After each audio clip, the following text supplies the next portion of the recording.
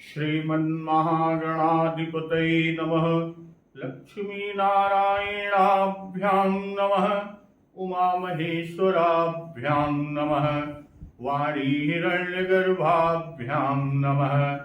शचीपुरन्दराभ्यां नमः। माता पितृचरणकमलेभ्यो नमः। इष्टदेवताभ्यो नमः। कुलदेवताभ्यो नमः। ग्राम देवताभ्यो नमः। स्थान देवताभ्यो नमः। वास्तुदेवताभ्यो नमः।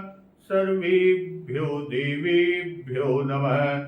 सर्वेभ्यो ब्राह्मणेभ्यो नमः। श्री गुरुचरणकमलेभ्यो नमः। ओम सिद्धि बुद्धि सहिताय श्रीमन्महागणाधिपतये नमः। भक्तजन, हम लोग पूर्व दिवस पर बाबा गोस्वामी तुलसीदास रचित श्री रामचरितमानस के षष्ठ सोपान लंका कांड के मंगलाचरण का श्रवण अमृत रसपान किया था। आज उसी के आगे लव निमेष परमाणु जुग बरस कल्प सरचन भजसि न मन ते ही राम को कालु जासु को दंड। लव निमेष परमाणु वर्ष युग और कल्प जिनके प्रचंड बाण हैं और काल जिनका धनुष है, काल जासु को दंड भजसि न मन ते ही राम को। हे मन, तू उन श्री राम जी को क्यों नहीं भजता। अब यहां कई विद्वत टीकाकार और कई विद्वान लोग कहते हैं, पूज्यपाद बाबा गोस्वामी तुलसीदास जी ने जो मंगलाचरण और उसके बाद दोहा लिखा, दोहे को बाद में है, लेकिन कई विद्वत जन ये मानते हैं दोहा और पहला जो मंगलाचरण का श्लोक है कि रामं कामारि सेव्यं भव भयहरणं कालमत्तेभ सिंहं योगीन्द्रं ज्ञानगम्यं गुणनिधि अजितं निर्गुणं निर्विकारं मायातीतं सुरेशं खलवध निरतं ब्रह्मवृन्दैकदेवं वन्दे कंदावदातं सरसिज नयनं देवमुर्वी स्वरूपम।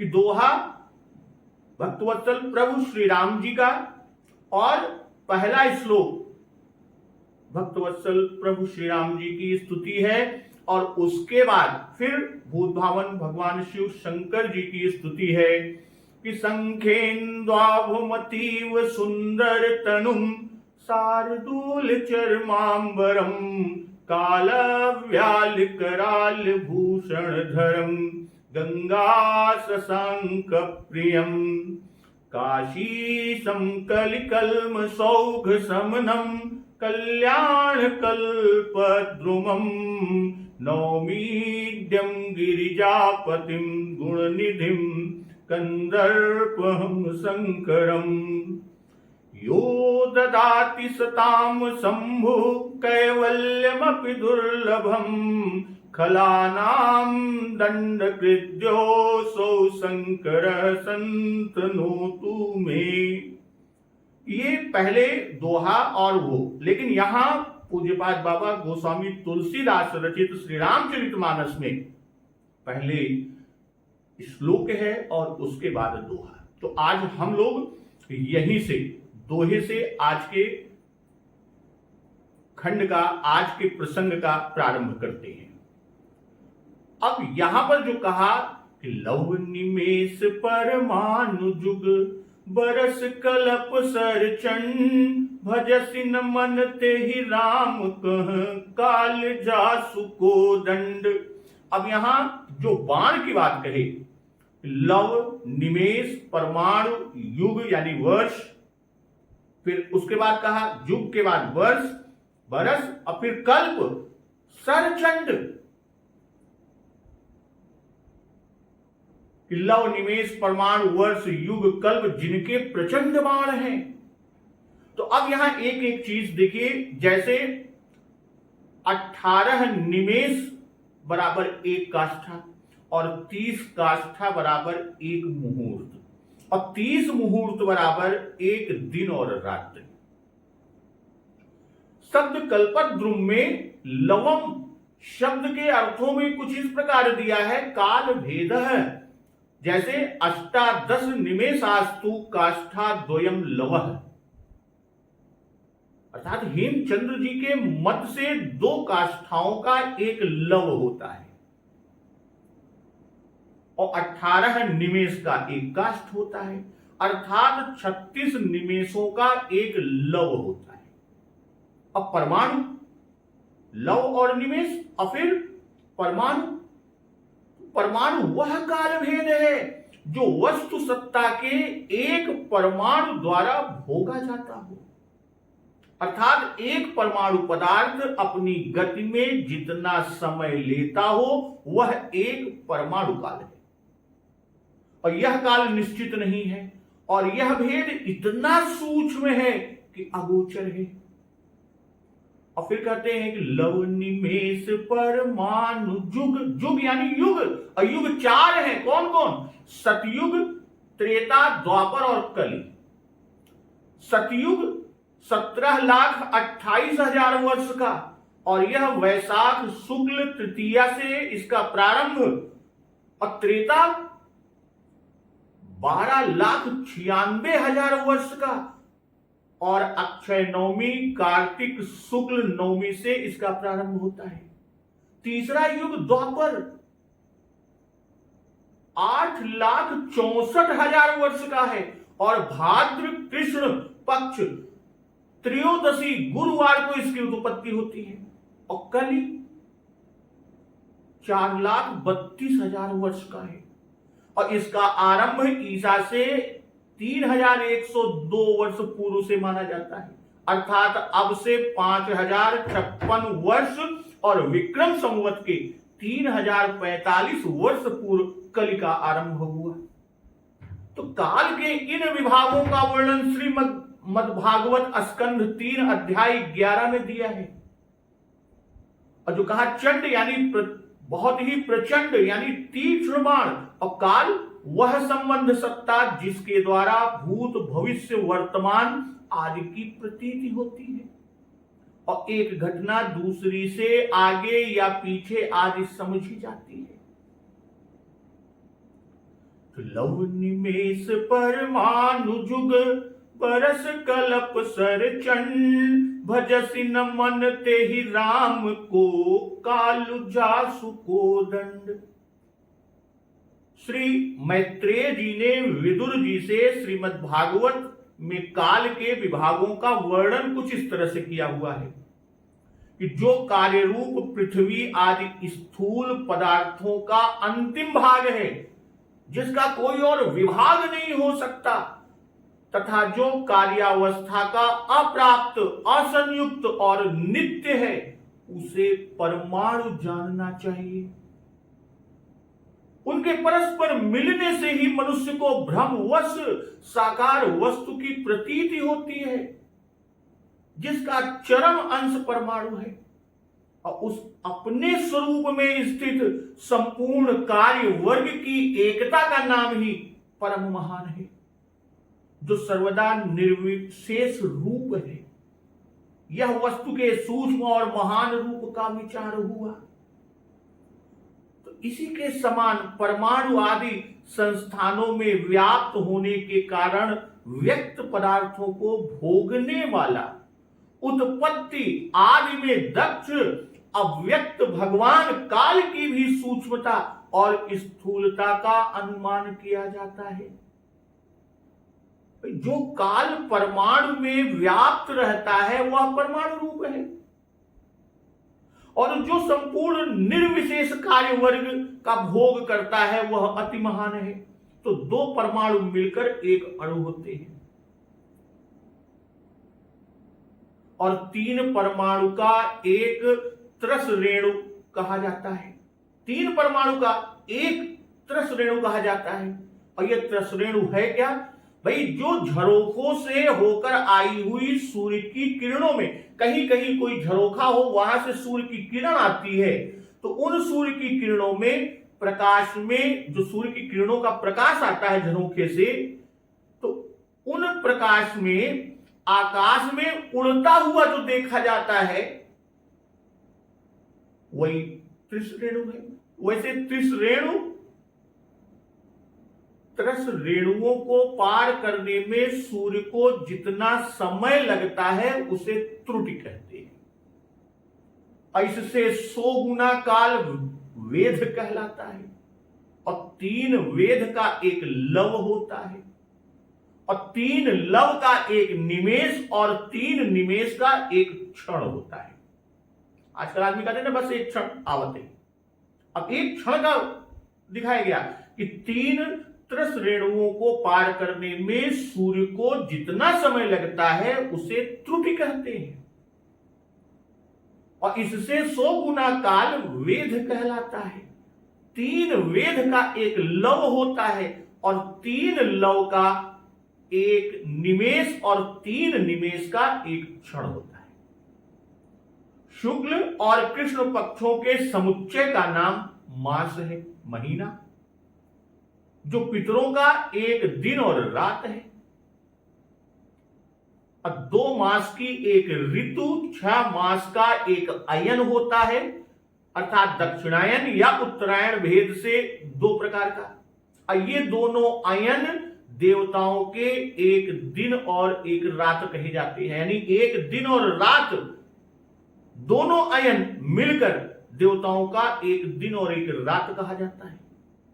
अब 12 मास का एक वर्ष होता है। सतयुग आदि चारों युगों में क्रमशः 4, 3, 2 और 1 सहस्त्र दिव्य देवताओं के वर्ष होते हैं। अब प्रत्येक युग में जितने सहस्त्र वर्ष होते हैं उससे दुगुने 100 वर्ष उसकी संध्या और अंश के और होते हैं। तो त्रिलोकी के बाहर महर्लोक से लेकर ब्रह्मलोक पर्यंत यहां तक कि 1 सहस्त्र चतुर्युगी का एक दिन होता है, और इतनी ही बड़ी रात्रि होती है जिसमें ब्रह्मा जी शयन करते हैं। तो लव निमेष परमाणु जुग परस कल्प सर चंड भजसि न मन ते ही राम को कालु जासु को दंड। अब यहां 6ठ सोपान लंका कांड में हम लोग प्रवेश किए हैं, और लंका कांड में युद्ध का प्रयोजन है। इसलिए युद्ध के संबंध से कांड के यानी इस सोपान के प्रारंभ में ही पूज्यपाद बाबा गोस्वामी तुलसीदास जी धनुष और बाण का रूपक देकर प्रभु श्री राम जी की वीर रस युक्त मूर्ति का मंगलाचरण किया। भाई लव, निमेष और परमाणु ये 3 छोटे बाण हैं। कितने ही जीव ऐसे हैं जो इतने ही अल्प काल में जन्मते और मरते हैं, और वर्ष युग कल्प ये 3 बड़े बाण हैं।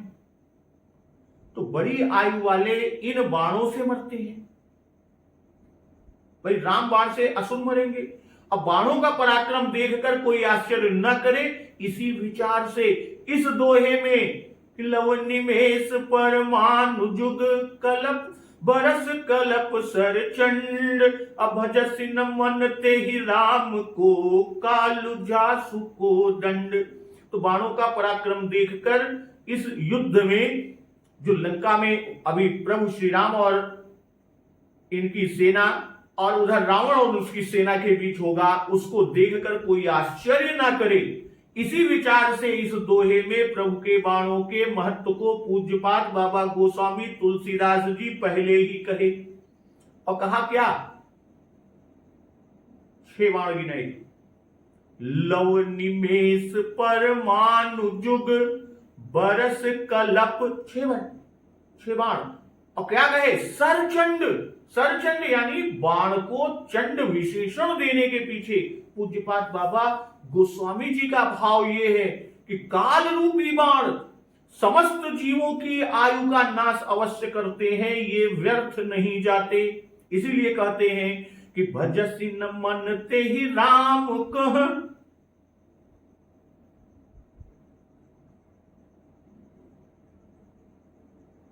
भजसी न मन ते ही राम को।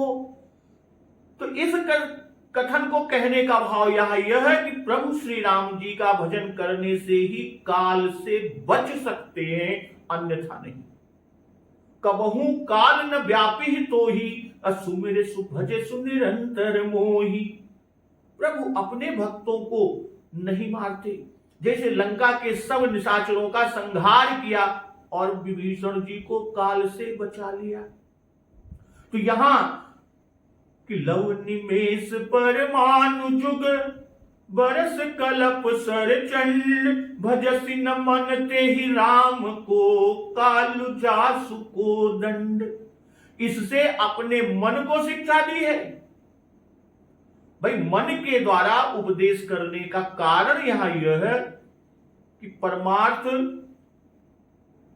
यानी अध्यात्म रामायण में मोह ही रावण है, और यह कांड विमल विज्ञान संपादनी सोपान है। और कहते काल जासु को दंड, काल को कोदंड कहा, यानी धनुष। क्यों? क्योंकि दोनों का धर्म नाश कर्तृत्व और वक्रता है। धनुष वक्र रूप में होता है और नाश कर्तृत्व है। और काल में अगणित लव निमेष युग कल्प आदि बीतते हैं, और वैसे ही धनुष से अनेक बाण छूटते हैं, और बाण से नाश और काल से भी नाश। काल किसी की रूह रियायतशील मुलाहिजा कोई इस तरह की बात नहीं करता। यही उसका टेढ़ापन है, यही उसकी वक्रता है। जैसे कि अग जग जीव नाग नर देवा, अनाथ सकल जग काल कलेवा। और अंड कटा है अमित लयकारी, कालु सदा दुरति क्रम भारी। तो काल को धनुष बाण कहा, कालु जासु को दंड। क्योंकि प्रभु श्री राम जी के काल रूपी धनुष बाण से अनंत ब्रह्मांडों का नाश होता है। जैसे कि उमरि तरु विशाल तव माया, अफल ब्रह्मांड अनेक निकाया। अजीव चराचर जंतु समाना, भीतर बसहि न जानहि आना। अते फल भक्षक कठिन कराला, तब भय डरत सदा को सो काला। तो आरंभ में इस तरह का मंगलाचरण करने का भाव पूज्यपाद बाबा गोस्वामी तुलसीदास जी का यह भी है कि जिसके काल रूपी धनुष बाण का यह प्रभाव है, उसके लिए लंका के निशाचरों का नाश करना कौन सी बड़ी बात है। अब यह एक शंका लोग करते हैं, लोगों को शंका होती है कि यहां काल को धनुष कहा, पर लव निमेष आदि जिनको बाण बनाया वे भी तो काल के ही अंग हैं। इस तरह काल ही धनुष हुआ और काल ही बाण, अर्थात धनुष और बाण दो नहीं कहे गए वरन एक ही हैं। जब लव आदि सब काल में है, तब किस धनुष काल को धनुष कहे? तो उसका समाधान यह है कि काल के दो रूप हैं, एक महत यानी अखंड या अक्षय, और दूसरा सखंड यानी व्यष्टि। तो सूक्ष्म और व्यवहारिक स्थूल रूप अवयव या व्यव, तो उनमें से महत अखंड अक्षय काल धनुष है, और उसके अंतर्गत लव निमेष परमाणु युग बरस कलप, ये जो छोटे छोटे और बड़े छोटे बड़े काल भेद बरतते हैं वे सखंड कालबाण हैं, जो उसमें से निकल निकल कर ब्रह्मादिकों का नाश करते रहते हैं, फिर औरों की क्या गिनती। दूसरी शंका एक यहां कि जिस वस्तु का बाण बनता है उस वस्तु का धनुष नहीं बनता, तब एक काल ही धनुष और बाण कैसे हो सकता है? तो उसका समाधान कि काम का धनुष और बाण प्रमाण है। कामदेव का धनुष और बाण ये प्रमाण है। कामदेव के धनुष और बाण दोनों ही पुष्पों के हैं, जैसे उल्लेख है बालकांड में कि काम कुसुम धनुषायक लीन है, असकल भुवन अपने बस कीन है। तो चाप और बाण एक ही पृथ्वी तत्व के विकार परिणाम भेद हैं। वैसे ही अक्षय काल प्रेरित नश्वर काल के ही अंश लव निमेष आदि हैं। तो यहां बाण और धनुष को काल बताया। इसी प्रकार आगे कुंभकर्ण युद्ध प्रसंग में त्रोण को भी काल कहा। अब इसी लंका कांड में 17वें दोहे में मिलेगा कि सरन भरा मुख सन मुख धावा, काल त्रोण सजीव जनु आवा। अब भगवान राम स्वयं भी अक्षय काल स्वरूप है कि काल रूप तिन कहमय भ्राता। और कि शुभ अरु अशुभ कर्म फल दाता।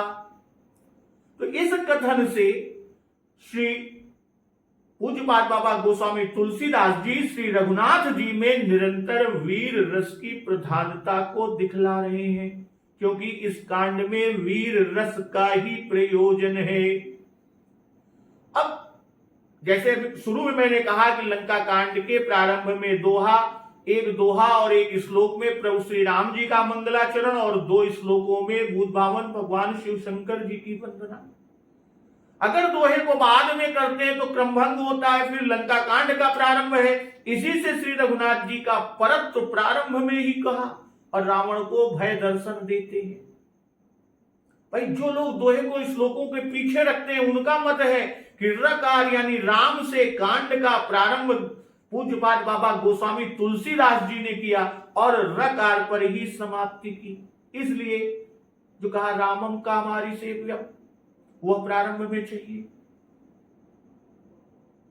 पूज्यपाद बाबा गोस्वामी तुलसीदास जी को जब यह मानस की रचना कर रहे थे, लंका कांड रचने के समय यह संदेह हुआ कि रावण शुद्ध ब्राह्मण है और माधुर्य में श्री रामचंद्र जी परम ब्राह्मण क्षत्रिय हैं। तो प्रभु के कर से, प्रभु के हाथों से रावण का वध कैसे लिखें। इस कल्पना में 5 दिन व्यतीत हो गए, तब स्वयं श्री हनुमान जी ने आकर यह दोहा लिख दिया, जिसका भाव यह है कि ये रघुनाथ जी वह हैं जो दिन रात चराचर का काल द्वारा नाश कर रहे हैं। उनके दुष्ट रावण के वध में क्यों संदेह कर रहे हो? ऐश्वर्य विचार कर संकोच न करो, लिख चलो। तब पूज्यपाद बाबा गोस्वामी तुलसीदास जी ने वह दोहा ज्यों का त्यों रखा और युद्ध कांड यानी लंका कांड लिखने लगे। और लंका जो नाम दिया गया, इसमें ला का अर्थ मोक्ष और लक्ष्मी है। और इस कांड में लक्ष्मी श्री जानकी जी की और विजय अर्थात वो भी विजय लक्ष्मी की प्राप्ति होगी, इसलिए ला से लंका कांड का आरंभ किया।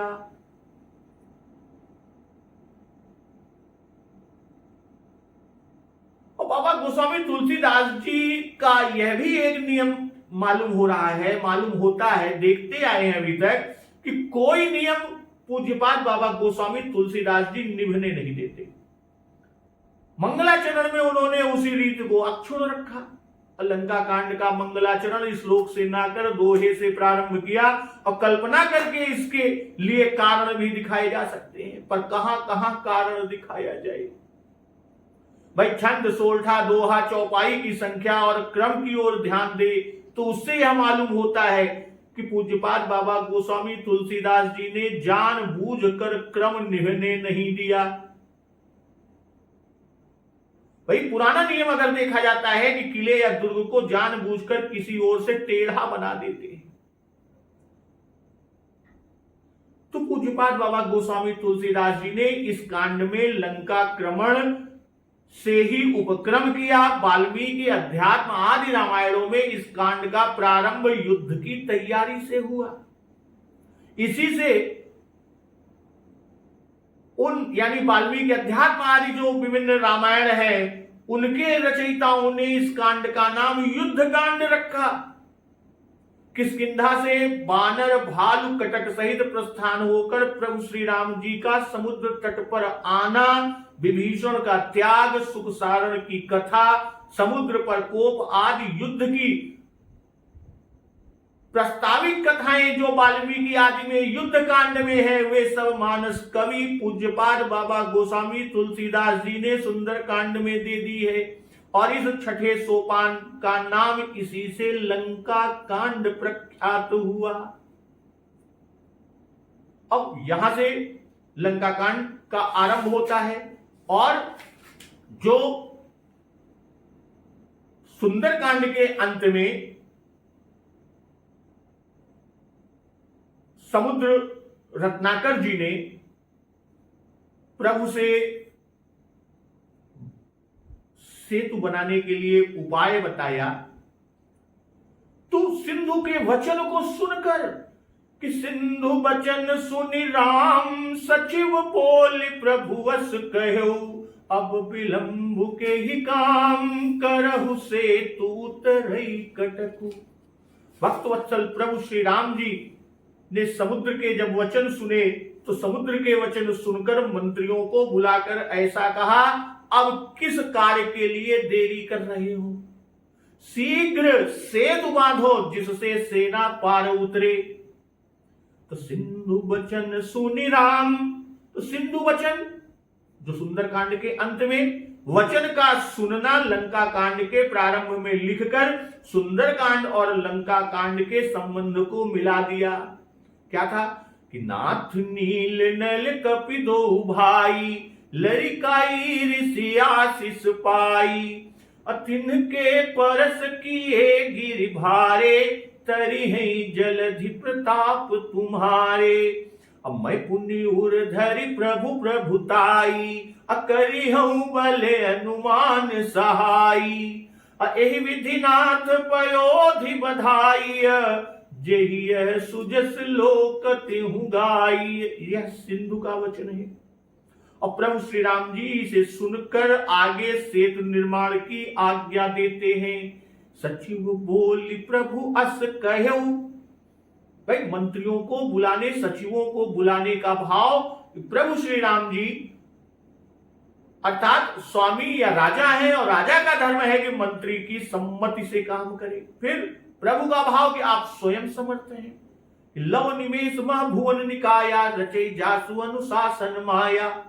पर प्रभु तो यहां नर नाट्य ऐसा कह रहे हैं, नर लीला कर रहे हैं, इसलिए ऐसा कह रहे हैं कि मानो सिंधु के बताने पर ही प्रभु को पार उतरने का यह यत्न मालूम हुआ। और फिर नर नाट्य में नीति की मर्यादा रखते हैं और कहते क्या, अब विलंब के ही काम, कि पहले विलंब से यह काम निकला, इस समुद्र तरण का उपाय मिला, और अब विलंब किस काम के लिए। भाई अब तो समुद्र ने पार होने का उपाय बता दिया, अब वह उपाय करना चाहिए। अब पहले उपाय मालूम ना था कि कहीं विधि तरिए जल गंभीरा, और अब उपाय मिल गया। हनुमान जी ने जानकी जी से कहा है कि जो रघुबीर होति सुधि पाई, करते नहीं विलंब रघुराई। तो हनुमान जी के वचन को प्रभु यहां चरितार्थ करते हुए और यहां पार उतरने में उत्सुकता प्रभु ने दिखाई। जानकी जी की प्राप्ति के लिए प्रभु आतुर है, विलंब नहीं सह सकते। क्यों? क्योंकि हनुमान जी मां जानकी जी की दशा प्रभु से कह चुके हैं कि निमिष निमिष करुणायतन, जाहि कलप समबीति। तो यह भक्त वत्सलता है। करहु सेतु उतरई कटक, इस कथन के द्वारा बता रहे हैं कि कटक भारी है, इसलिए भारी सेतु बनाओ। इसी से वानरों ने 40 कोस चौड़ा 400 कोस लंबा सेतु बनाया और यह भी जनवाया कि केवल कपि कटक के उतरने के लिए सेतु की आवश्यकता है, श्री राम लक्ष्मण हनुमान सुग्रीव आदि के लिए नहीं। क्योंकि यही तो कहा कि जेहि विधि उतरई कपि कटक, तात सो कहु उपाय। तो यही तो प्रभु ने समुद्रदेव से पूछा था। तो यहां राम और प्रभु शब्दों का भाव कि आप सब कामों के लिए समर्थ हैं, परंतु दासों के रमावने वाले हैं, बड़ाई देने वाले हैं। जैसे संतत दासन देहु बड़ाई, ताते मुहि पूछे रघुराई। इसलिए मंत्रियों को आज्ञा देकर आनंद दिया कि यद्यपि प्रभु जानत सब बाता, राजनीति राखत सुरत राता। जानते हैं नल नील सेतु बनाएंगे, पर उनसे न कहकर उन्होंने मंत्रियों से कहा। तो अब प्रभु ने मंत्रियों से कहा, तब जामवंत जी हाथ जोड़कर बोलते हैं कि सुनहु भानुकुल के तु जामवंत कर जोरी कह, नाथ नाम तव से तु नर चढ़ भव सागर तरही। जामवंत जी हाथ जोड़कर प्रभु से बोले, हे सूर्य कुल के ध्वजारूप प्रभु भक्तवत्सल कृपालु श्री राम जी, सुनिए। हे नाथ, आपका तो नाम ही सेतु है। नाथ नाम तव सेतु, नाम ही आपका सेतु है। नर चढ़ भव सागर तरही, वो सेतु कैसा है बता रहे हैं क्या कि नर चढ़ भव सागर तरही, मनुष्य उस सेतु पर चढ़कर भव सागर पार होते हैं। जामवंत जी ने कि जामवंत कर जोरी कह कर, यानी हाथ जोड़कर कहा। हाथ जोड़कर स्तुति करने की रीति है, इसी से हाथ जोड़कर श्री राम जी की बड़ाई करते हैं। श्री राम जी के बहुत से मंत्री यहां हैं, सबको बुलाकर प्रभु ने कहा था, फिर भी मंत्री कौन कौन उनमें से मुख्य हैं? द्विविध मयंक हनुमान जाम्बवान कुमुद गवाक्ष नल नील आदि आदि। इन सबों में जामवंत जी श्रेष्ठ और वृद्ध हैं, ब्रह्मा जी के पुत्र हैं, या यूं कहिए कि साक्षात ब्रह्मा जी ही हैं। इसी से वे पहले बोले। और रचना करना किसका काम है? रचना करना ब्रह्मा जी का काम है। इसलिए ब्रह्म रूप में, ब्रह्मा जी के रूप में उनके मानस पुत्र या स्वयं ब्रह्मा की तरह जामवंत जी ही बोले। और कहते क्या, सुनहु भानुकुल केतु, सूर्यवंश सबसे बड़ा है, श्रेष्ठ है, और उसके भी आप केतु यानी आप सूर्यवंश के पताका हैं, अर्थात सब रघुवंशियों में आप श्रेष्ठ हैं, और यह कुल आप ही से शोभा को प्राप्त हुआ। भाई भानुकुल में सबसे श्रेष्ठ ही हुए, सभी लोग श्रेष्ठ हुए, पर धनुष भंग, परशुराम गर्भ का हरण, समुद्र में सेतु बंधन आदि दुष्कर कार्य और किसी ने नहीं किए। इसलिए आप भानुकुल में ध्वजारूप हैं। फिर सूर्य जगत का प्रकाशक है और आप उसके भी प्रकाशक हैं। क्यों? क्योंकि आपने उसको रावण की कैद से छुड़ाया। और कहते क्या है, नाथ नाम तव सेतु, यह प्रभु के कि करहु सेतु उतरई कटकु, जो प्रभु ने कहा उसका उत्तर जामवंत जी ने दिया कि नाथ नाम तव सेतु। कहने का भाव कि जब आपका नाम ही ऐसा है, तब आपको समुद्र तरने में क्या विलंब हो सकता है। और यही बात आगे कहते भी हैं कि यह लघु जलधि तरत कतिबारा। फिर आप तो भानुकुल केतु हैं, भानुकुल में एक से एक बड़े प्रतापी तेजस्वी राजा हो गए हैं। आपका यश उन सबों से अधिक है। क्यों? क्योंकि आपका नाम मात्र लेने से मनुष्य भव सागर पार होते हैं। अब जो इस समुद्र में सेतु बंधन की आज्ञा हो रही है, इसमें भी आपका यश है। क्यों? क्योंकि आज तक समुद्र में किसी राजा ने ऐसा सेतु नहीं बांधा। जामवंत जी के वचनों का भाव यहां क्या है? वो यह है, जब आपके नाम रूपी सेतु पर चढ़कर जीव संसार सागर ही के पार हो जाते हैं, तो हम आपके सेवकों को उसी सेतु पर चढ़कर इस अति अल्प समुद्र के तरने में भला क्या ढील होगी? दूसरे सेतु बांधने की क्या आवश्यकता? जासु नाम सुमिरत एक बारा, उतरहि नर भव सिंधु अपारा। भक्तवत्सल प्रभु श्री रघुनाथ जी ने सेतु बंधन की आज्ञा दी और कहा क्या कि अब विलंब के ही काम, इस पर चाहिए था कि यह कार्य तुरंत प्रारंभ कर देते, किंतु ऐसा ना करके जामवंत जी ने इतनी बात को आगे बढ़ाई। इसका कारण है, भाई मंत्रियों को चाहिए कि राजा को घबराहट न होने दे, घबराने न दे। श्री रामचंद्र जी के वचनों से घबराहट जान पड़ी।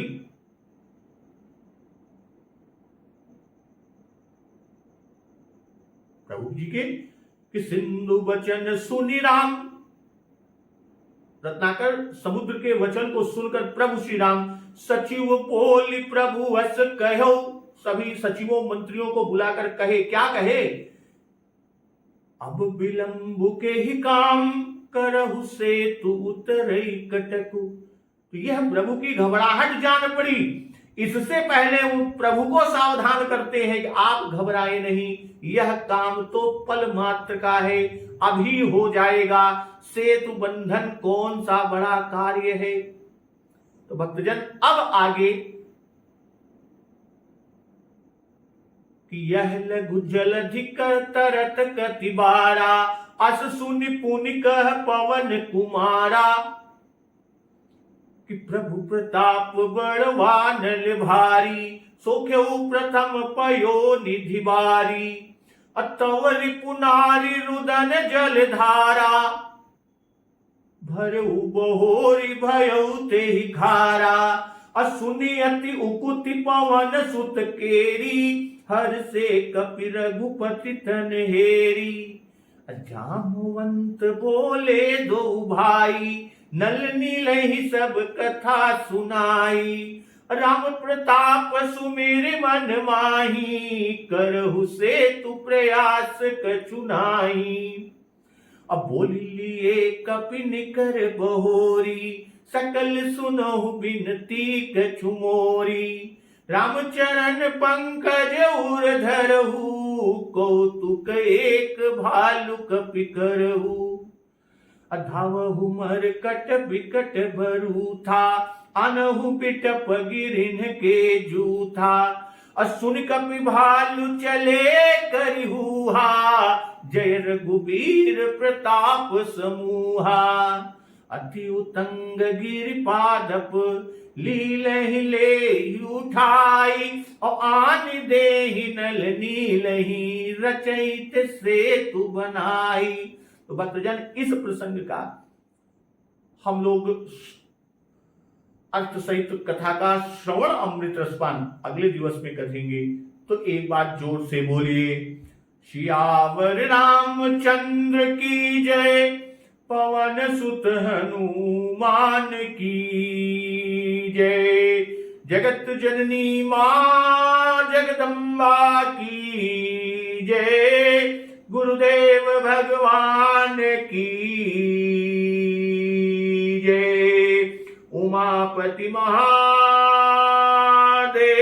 की जय। जय श्री राम।